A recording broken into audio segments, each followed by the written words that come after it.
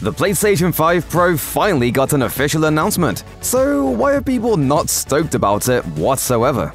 In a 9-minute presentation on the PlayStation YouTube channel, PS5 architect Mark Cerny revealed that the new system will feature a better graphics card, advanced ray tracing capabilities, and new AI upscaling tech called PlayStation Spectral Super Resolution, which makes players' current games look even prettier. With the new hardware and software upgrades, Sony says that PS5 Pro can run games at fidelity mode quality while maintaining 60 frames per second. We want to give players the graphics that the game creators aspire to, at the high frame rates that players typically prefer.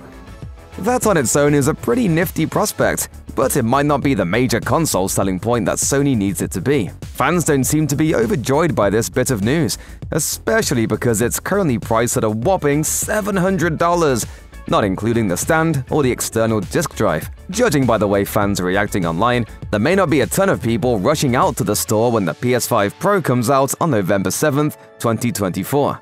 Some have argued that the tech demo only seems to show an incremental difference between the PS5 and the PS5 Pro, as opposed to the larger jump from the PS4 to the PS4 Pro. Others are even comparing the new console to new phone models, and that's not a great metaphor for Sony. As one ex-user put it, PS Pro is giving iPhone yearly upgrade where it's not a dramatic difference from the old product.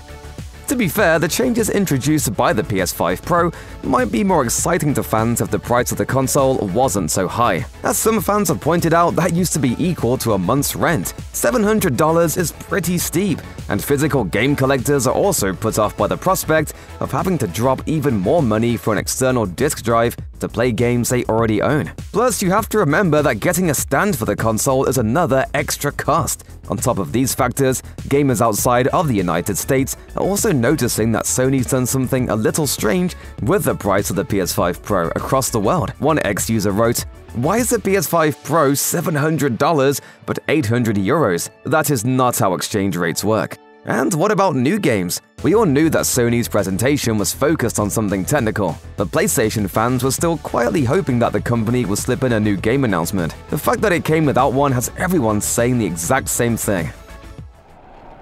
Disappointed! In the aftermath of the announcement, fans are loudly calling out the problems with the PS5's catalog, which still pales in comparison to that of the PS4 when it was a few years into its tenure.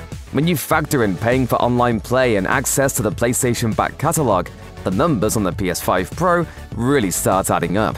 The biggest selling point for a console are the exclusives, and currently there are fewer than 24 of them on the PS5, and that's if you include remasters. In fact, the PS5 roster just got a little smaller because Sony cancelled Concord after it bombed on release. Other exclusives like Helldivers 2 are bleeding players, and even though something like Astro's Playroom has gotten fans excited, it's not enough to encourage players to spend nearly $1,000 on a new system. Maybe the PS5 Pro will take off down the line, but right now, the lackluster game library is going to hold the console back.